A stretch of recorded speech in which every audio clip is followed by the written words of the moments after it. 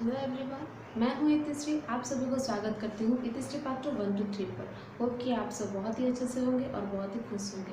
और मैं ये आशा करती हूँ कि मेरा जो इसका जो सेल का जो प्रीवियस क्लास था वो आपको समझ में आ गया होगा, कम्प्लीटली आपको समझ में आ गया होगा।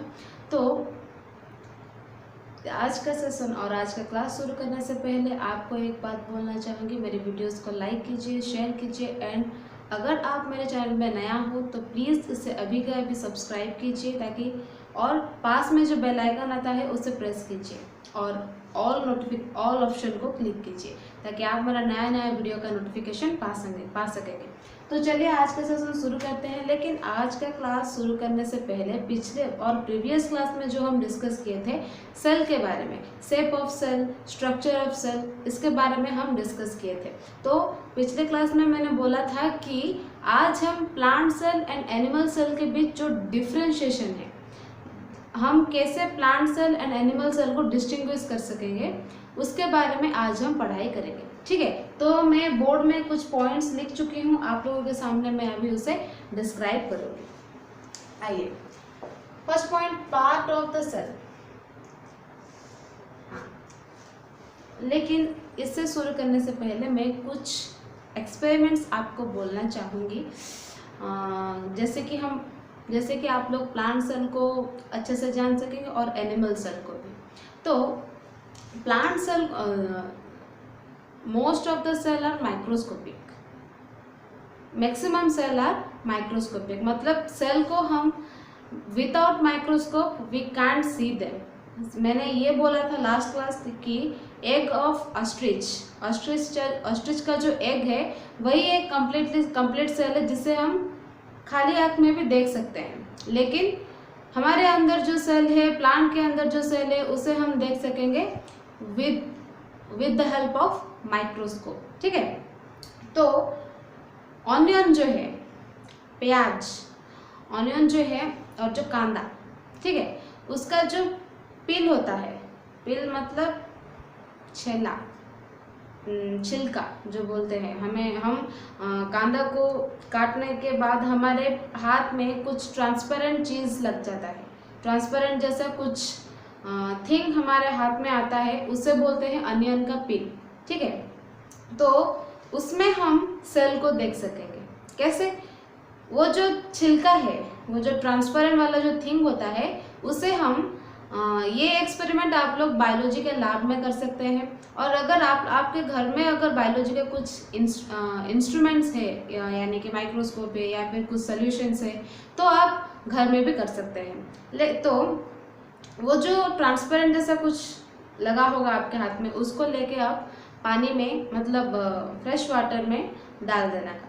ठीक है, तो उसके बाद उसमें एक मिथिलिन ब्लू सॉल्यूशन, ठीक है, वो एक ड्रॉप डालना है।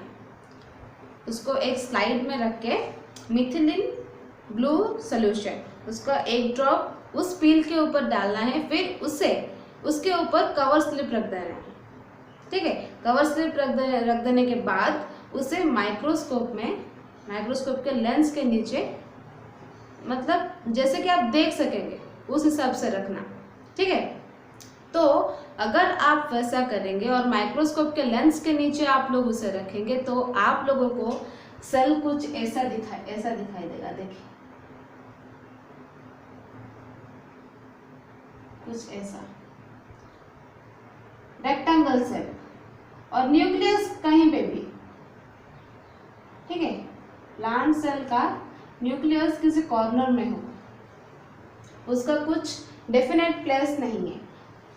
अब आते हैं ह्यूमन सेल के ऊपर। हमारा जो चिक है, चिक, तो एक टूथपिक थ्रो ए टूथपिक, आप लोग चिक का इनसाइड को एक स्क्रैप आउट करना है। ठीक है, चिक के इनसाइड को आप स्क्रैप आउट करके कुछ सेल्स निकालना है आप लोगों को। तो उसे भी आप पानी में डाल लेना, उसके बाद उसके ऊपर आयोडीन का सॉल्यूशन लेना। ठीक है, और उसे मैंने जैसे कि ऑनियन का पील को लेके बोला, एक कवर स्लिप डाल देना, फिर माइक्रोस्कोप के लेंस के नीचे आप लोग देखना, तो सेल कुछ ऐसे दिखाई देगा,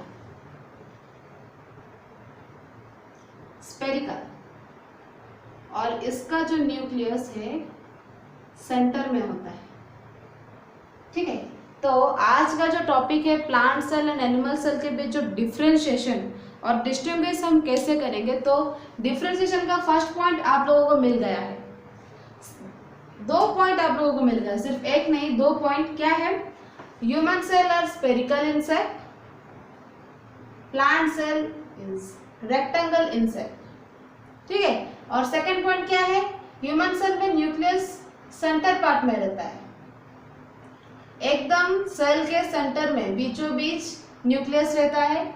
एंड एनिमल प्लांट सेल में किसी एक कोने में, ठीक है, किसी एक कोने में रहता है न्यूक्लियस।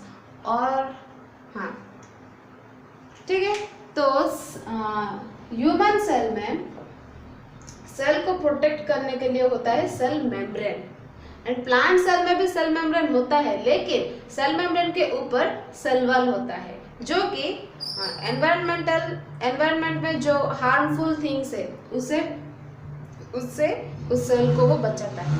ठीक है, तो आइए शुरू करते हैं आज का video. First point, blank looking structure in the cytoplasm called vacuoles. तो ये है प्लांट सेल, और ये जो वैक्यूल्स है ना, ये सिर्फ प्लांट सेल में ही प्रेजेंट होता है, ह्यूमन सेल में वैक्यूल्स प्रेजेंट नहीं होता है। तो ये मिल गया आप लोगों को तीसरा पॉइंट कि vacuoles present in plant cell but vacuoles are not present in human cell. ठीक है, ह्यूमन सेल में वैक्यूल्स नहीं होता है जो कि प्लांट सेल में होता है। ओके, तो हाँ,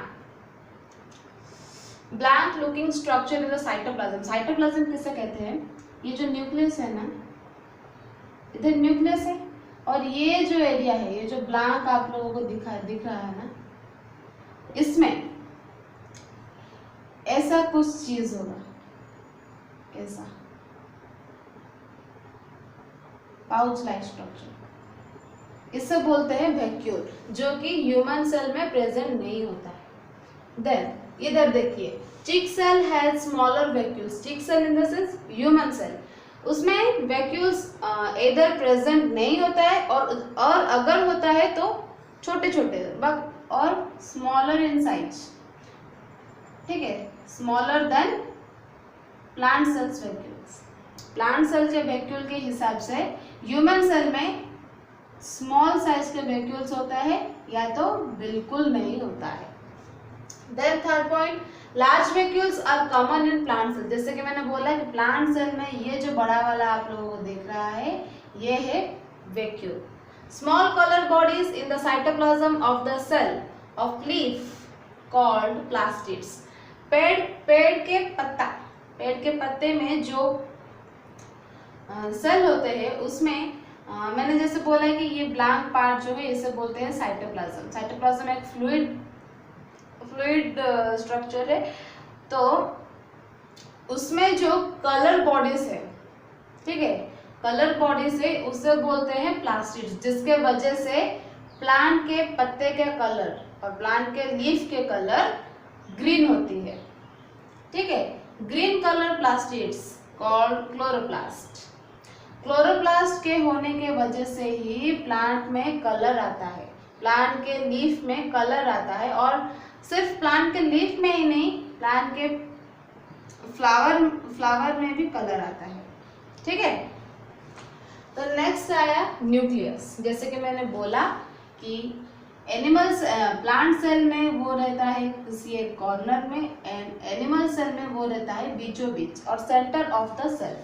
ठीक है, देखिए, spherical centre of the cell, nucleus is separated from the cytoplasm by a membrane called nuclear membrane.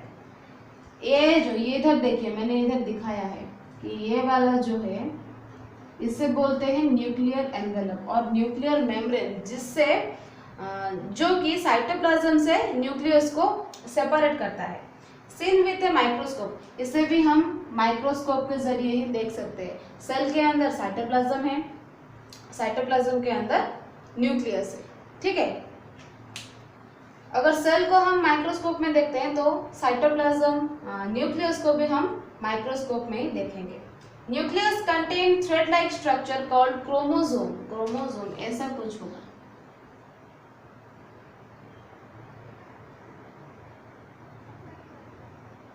ऐसा कुछ होगा क्रोमोसोम का स्ट्रक्चर। तो ये थ्रेड जैसा है कि नहीं, धागा जिसे बोलते हैं, ये थ्रेड जैसा है। तो क्रोमोसोम क्या है?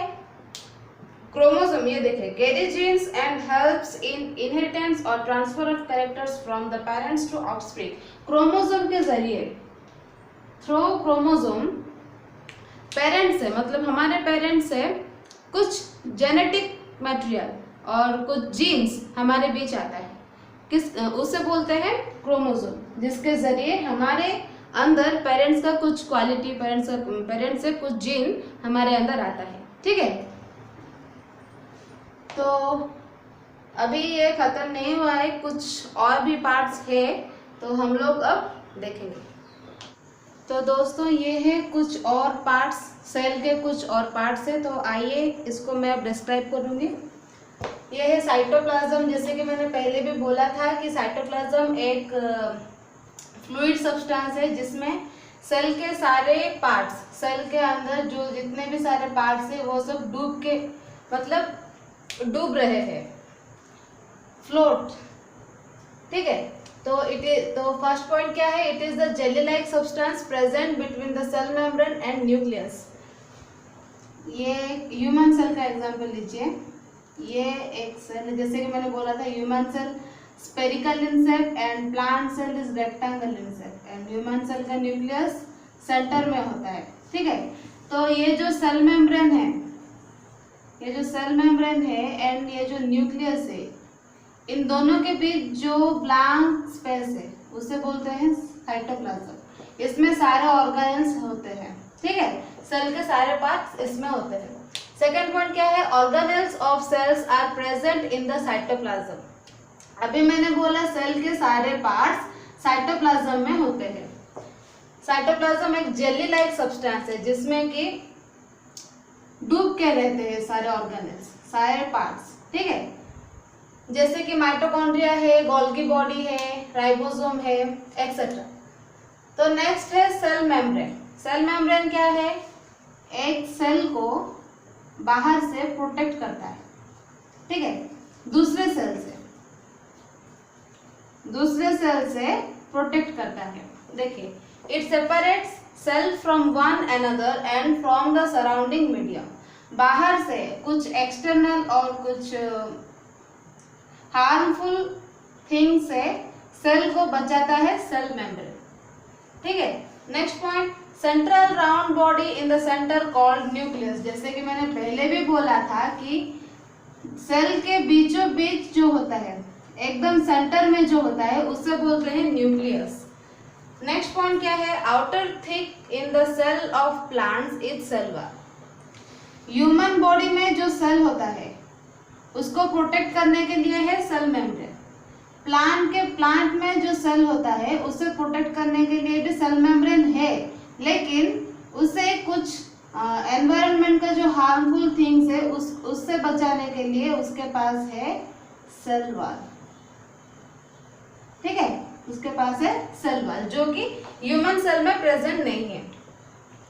Last point, protection against the variations in temperature, high wind speed, atmospheric moisture. जैसे कि मैंने बोला, सेल वॉल जो है वो सेल को एनवायरनमेंट में जो हार्मफुल थिंग्स होता है, जैसे कि टेम्परेचर हाई हो जाना, मॉइस्चर हाई हो जाना, या फिर हवा तेज चलना, उससे सेल को प्रोटेक्ट करता है।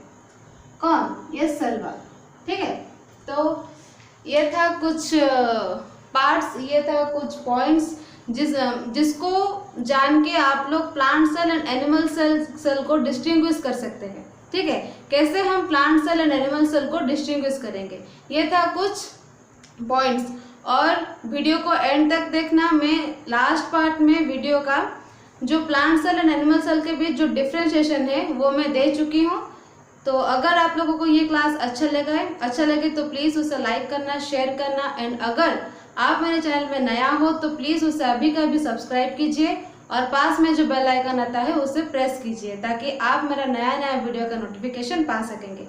तो आशा करती हूँ कि आज का क्लास आप लोगों को समझ में आ गया होगा। तो फिर मिलते हैं नेक्स्ट क्लास में, तब तक स्टे होम, स्टे सेफ। जय जगन्नाथ।